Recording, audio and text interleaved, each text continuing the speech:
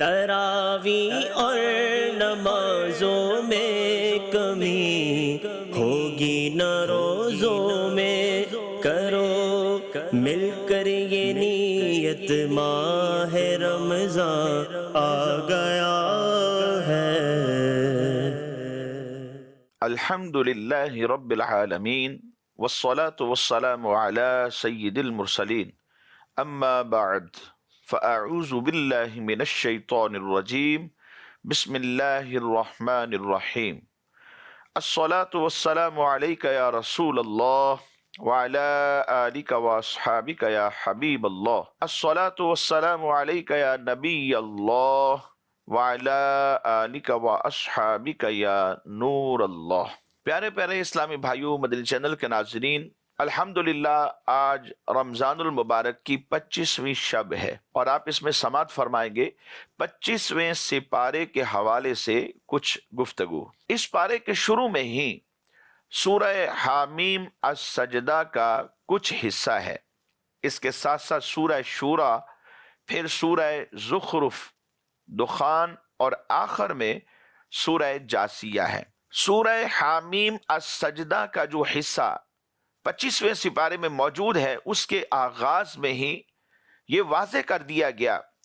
کہ قیامت کا جو علم ہے وہ اللہ تبارک و تعالیٰ کے ہی حوالے کیا جاتا ہے اور اسی کی بارگاہ میں منسوب ہوتا ہے، اور اس کے ساتھ ساتھ کوئی بھی کام یہ واقع نہیں ہوتا مگر یہ کہ اس کا علم رب تبارک و تعالیٰ کے پاس موجود ہے، یعنی اللہ اسے جانتا ہے، اس سے باخبر ہے۔ اللہ رب العزت ارشاد فرماتا ہے الیہ یرد علم الساعہ وما تخرج من ثمرات من اکمامها وما تحمل من انثى ولا تضع الا بعلمه وَيَوْمَ يُنَادِيهِمْ أَيْنَ شُرَكَائِي قَالُوا آذَنَّاكَ مَا مِنَّا مِن شَهِيدٍ۔ قیامت کے علم کا حوالہ اللہ تبارک و تعالی ہی کی طرف لٹایا جاتا ہے، اور کوئی پھل اپنے غلاف سے نہیں نکلتا اور نہ کوئی مادہ حاملہ ہوتی ہے اور نہ وہ بچہ جنتی ہے مگر اس کے علم سے، اور جس دن وہ انہیں ندا فرمائے گا کہ میرے شریک کہاں ہیں، تو وہ کہیں گے ہم تجھ سے کہہ چکے ہیں کہ ہم میں کوئی گواہ نہیں ہے، یعنی وہ بھی اس دن براءت کا اظہار کریں گے۔ تو انسان کو چاہیے کہ آج ہی سمجھ جائے کہ رب تبارک و تعالی ہمارا معبود ہے، وہی برحق ہے، ہم سب کو پالنے والا ہے، اور جو کچھ بھی جس کو بھی ملتا ہے اور جتنا بھی ملتا ہے وہی دینے والا ہے، ہر چیز اس کے علم میں ہے۔ تو آج ہی اگر سمجھ کر اللہ تبارک و تعالیٰ پر ایمان لے آئیں اور جو رب تبارک و تعالیٰ کے احکام ہیں ان پر عمل کر لیں تو کل بروز قیامت شرمندگی کا سامنا نہیں کرنا پڑے گا۔ اور یہ بھی بیان کیا گیا کہ راحت یعنی آسانی کے دنوں میں اللہ تبارک و تعالیٰ کو بھول جانا اور صرف مصیبت کے ایام میں ہی اسے یاد رکھنا اور اس کی بارگاہ میں دعا کرنا، اسے پکارنا، اس کی بارگاہ میں التجا کرنا، یہ ایمان والوں کا شیوا نہیں، یہ تو کفار کا طریقہ ہے، اور اللہ تبارک و تعالیٰ کو یہ سخت ناپسند ہے۔ اور فرمایا وَإِذَا أَنْعَمْنَا عَلَى الْإِنسَانِ أَعْرَضَ وَنَأَى بِجَانِبِهِ وَإِذَا مَسَّهُ الشَّرُّ فَذُو دُعَاءٍ عَرِيضٍ۔ اور جب ہم آدمی پر احسان کرتے ہیں تو منہ پھیر لیتا ہے اور اپنی طرف دور ہٹ جاتا ہے، اور جب اسے تکلیف پہنچتی ہے تو لمبی چوڑی دعا مانگنے والا بن جاتا ہے۔ تو یہاں سے بالکل ہر چیز واضح ہو جاتی ہے کہ ہمیں اللہ تبارک و تعالیٰ کو ہر حال میں یاد رکھنا ہے، مصیبت میں تو یاد رکھتے ہی ہیں، دعا اسی سے کرنی ہے اور اسی سے مانگتے ہیں، لیکن جب کشائش ہو، جب آسانی ہو، جب راحت کا زمانہ ہو، اس وقت بھی اللہ تبارک و تعالی کے ذکر سے غفلت اختیار نہیں کرنی۔ حضرت ابو ہریرہ رضی اللہ تعالیٰ عنہ سے روایت ہے، نبی پاک صلی اللہ علیہ وسلم نے ارشاد فرمایا، جسے یہ بات پسند ہو کہ اللہ تبارک و تعالی سختیوں اور مصیبتوں میں اس کی دعا کو قبول فرمائے۔ کون نہیں چاہتا مجھے چینل کے ناظرین کہ جب مصیبت آ جائے، پریشانی آ جائے، سختیاں ہمارے اوپر آ جائیں تو تب ہماری دعائیں قبول نہ ہو؟ یقیناً دعا تو مانگتے ہی اس لیے ہے تاکہ رب کائنات قبول فرمائے۔ ہم سب چاہتے ہیں کہ مصیبت اور سختی میں بھی ہماری دعا قبول ہو، تو اس کے لیے کرنا کیا پڑے گا؟ فرمایا جسے یہ بات پسند ہو کہ اللہ تبارک و تعالی سختیوں میں اور مصیبتوں میں اس کی دعا قبول فرمائے، تو اسے چاہیے کہ وہ صحت اور کشادگی کی حالت میں بھی کثرت سے اپنے رب تبارک و تعالی کی بارگاہ میں دعا کیا کرے۔ بہت زبردست وظیفہ ہے، یعنی ہر حال میں ہی اللہ کو یاد کرے۔ رب نے مال دیا، صحت دی، اولاد دی،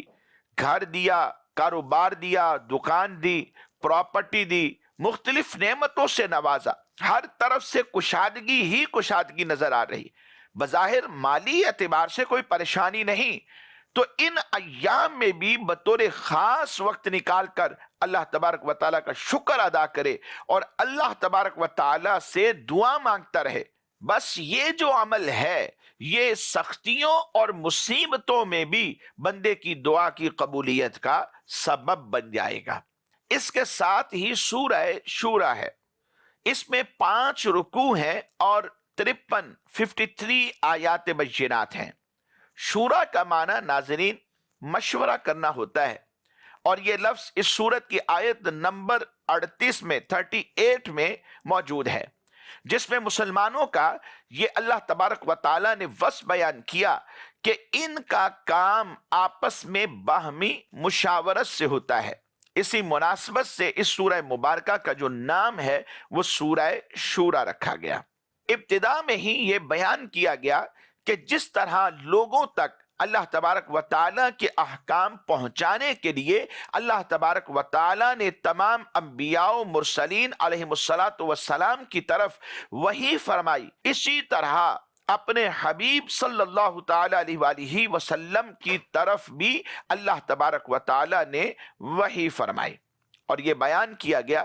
کہ زمین اور آسمان میں موجود ہر چیز کا مالک اللہ تبارک و تعالیٰ ہے، اور اس کی شان و عظمت یہ ہے کہ اس کی کبریائی کی ہیبت سے آسمان جیسی عظیم مخلوق، وسیع و عریض آسمان ایک چھت کی طرح ہمارے سروں پہ پھیلا ہوا ہے، اور اس کی شان و عظمت یہ ہے کہ اللہ تبارک و تعالیٰ کی کبریائی کی ہیبت کی وجہ سے آسمان جیسی عظیم مخلوق پھٹنے کے قریب ہو جاتی ہے۔ فرشتے اللہ تبارک و تعالیٰ کی حمد و تسبیح کرتے ہیں اور زمین والوں کے لیے مغفرت کی دعا مانگتے ہیں، اور مشرکین کے تمام اعمال اللہ تبارک و تعالیٰ کے سامنے ہیں۔ ناظرین، دین کے اصول میں تمام مسلمان خواہ وہ کسی زمانے یا کسی بھی امت کے ہوں، وہ سب یکساں ہیں، برابر ہیں، اور ان میں کوئی اختلاف نہیں باعتبار اصول کے۔ ہاں، فروعیات میں، احکام میں اختلاف رہا ہے، زمانوں کے بدلنے سے وہ مختلف ہوتے رہے ہیں، لیکن جہاں تک بات اصول کی آتی ہے تو ان تمام اصول اور قوانین کے اندر تمام مسلمان خواہ وہ کسی بھی زمانے کے ہوں،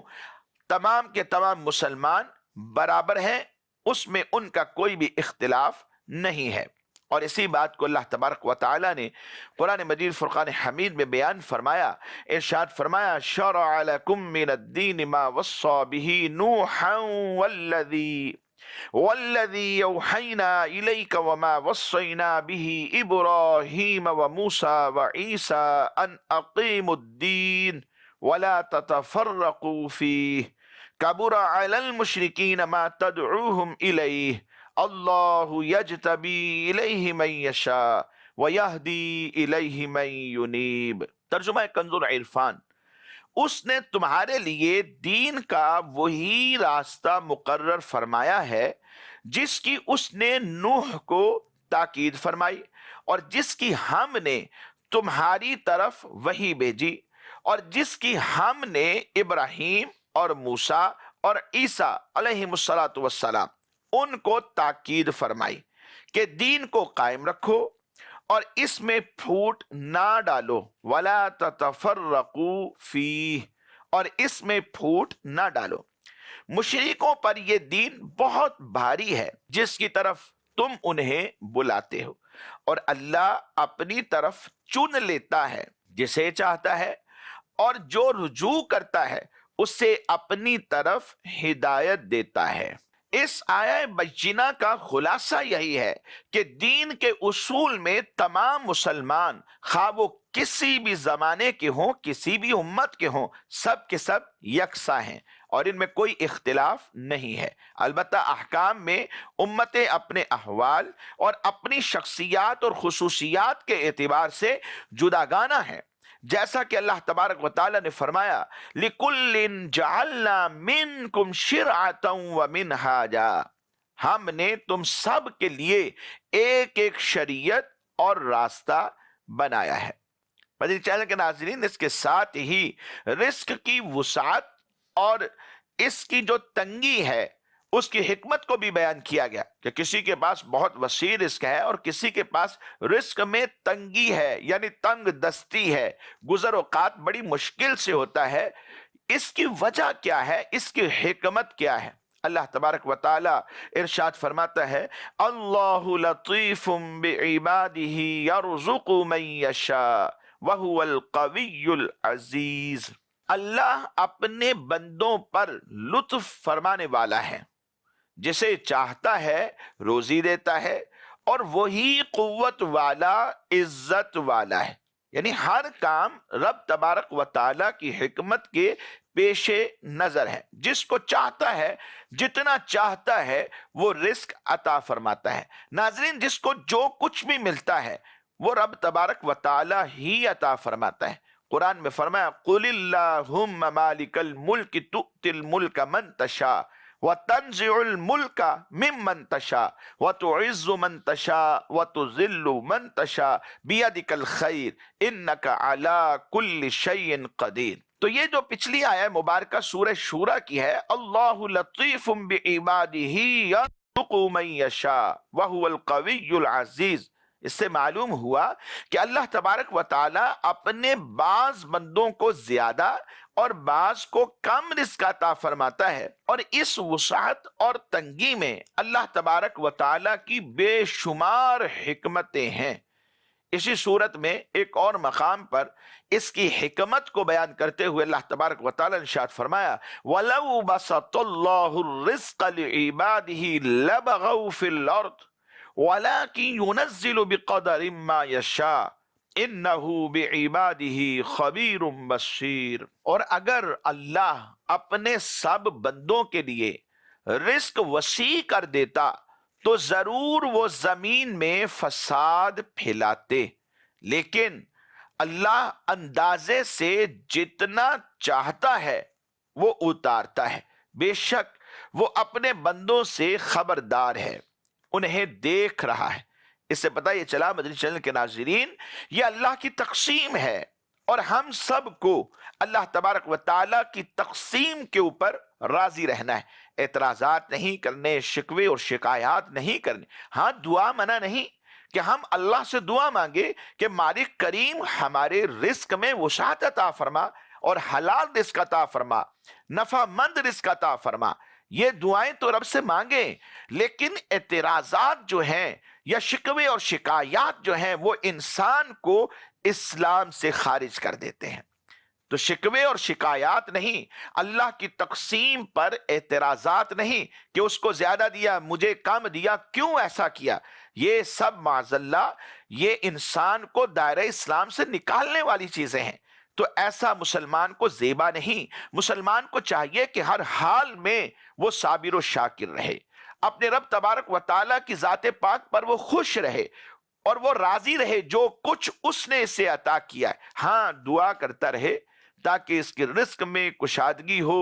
وسعت رزق ہو، حلال ملے، حرام سے بچے، اور دیگر تمام معاملات کے اندر بھی اللہ تبارک و تعالیٰ کشادگیاں عطا فرمائے. مشورہ کرنے کی جو اہمیت ہے اسے بھی بیان فرمایا گیا کہ صحابہ کا ایک جو وصف ہے وہ کیا ہے. وَالَّذِينَ اسْتَجَابُوا لِرَبِّهِمْ وَأَقَامُوا الصَّلَاةَ وَأَمْرُهُمْ شُورَى بَيْنَهُمْ وَمِمَّا رَزَقْنَاهُمْ يُنْفِقُونَ. اور ان کے لیے جنہوں نے اپنے رب کا حکم مانا، نماز کو قائم رکھا، اور ان کا کام ان کے باہمی مشورے سے ہوتا ہے. وَأَمْرُهُمْ شُورَى بَيْنَهُمْ، اور جو ان کا کام ہے وہ آپس میں باہمی مشورے سے ہوتا ہے اور ہمارے دیے ہوئے رزق میں سے کچھ خرچ کرتے ہیں. تو اس میں ایک وصف یہ بیان ہوا کہ وہ باہمی مشورے سے اپنے کام کیا کرتے ہیں. مشورے کی اہمیت کا جو اندازہ ہے وہ آپ اس بات سے لگا سکتے ہیں کہ اللہ تبارک و تعالیٰ نے اپنے پیارے محبوب صلی اللہ تعالیٰ علیہ وآلہ وسلم کو بھی اجتہادی امور میں اپنے صحابہ کرام علیہ مردوان سے مشورہ کرنے کا حکم ارشاد فرمایا. وَشَاوِرْهُمْ فِي الْأَمْرِ، اور کاموں میں ان سے مشورہ لیتے رہیں. تو مدنی چینل کے ناظرین، اس کے علاوہ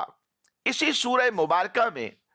یہ بھی بتا دیا گیا کہ بیٹے اور بیٹیاں دینے یا نہ دینے کا جو اختیار ہے وہ تو اللہ تبارک و تعالیٰ کے پاس ہے.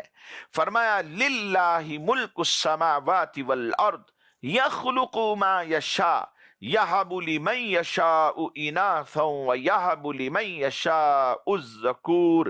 او یزوجہم ذکرانا واناثا ویجعل من یشاء عقیما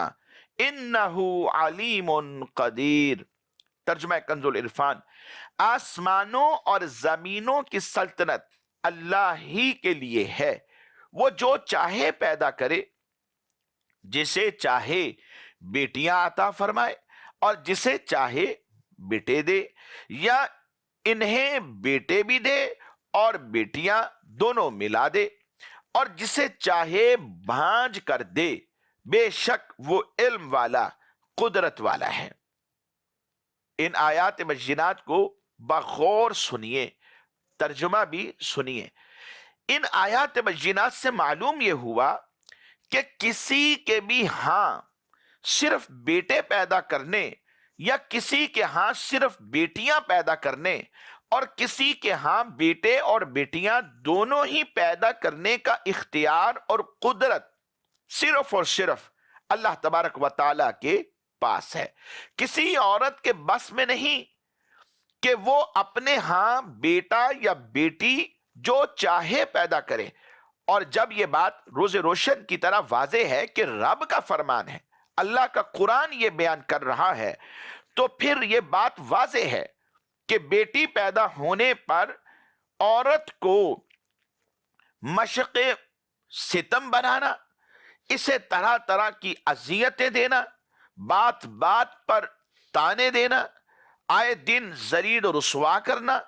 صرف اور صرف اس وجہ سے کہ اس کے ہاں بیٹیاں پیدا ہوتی ہیں اور اسے منحوس خیال کرنے لگنا، ایون کہ طلاق تک دے دینا اور قتل کی دھمکیاں معاذ اللہ دینے لگ جانا. بلکہ بعض اوقات تو ایسا ہوتا ہے خدا نخواستہ ایسا عمل کر بھی دیتے ہیں. یہ اس مجبور اور بے بس عورت کے ساتھ انصاف نہیں ہے. افسوس کہ ہمارے معاشرے میں